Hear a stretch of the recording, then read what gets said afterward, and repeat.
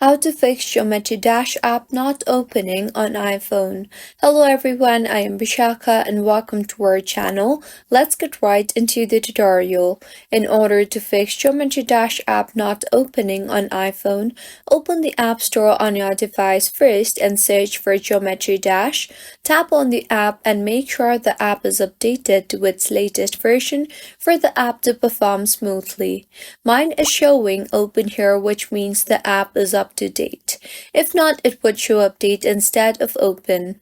Next, launch the Settings application on your device and tap on General. Here, tap on iPhone Storage. Scroll down and find the Geometry Dash option there and tap on that. You will see the Offload App option. Go ahead and offload the app and reinstall the app again.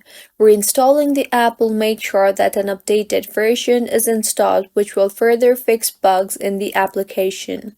Do not worry because offloading the app will just delete the app but keep its documents and data. Doing this will free up storage used by the app and will fix the app further. This issue might also occur due to less storage space on your iPhone, so make sure your iPhone has enough storage space for the apps to perform smoothly. You can also offload apps that are no longer in use on your iPhone. See if the app opens or not.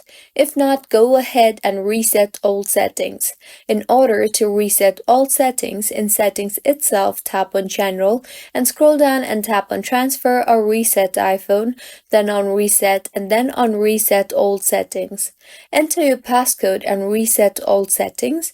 Doing this will reset all settings. Nevertheless, none of your data or media will be deleted.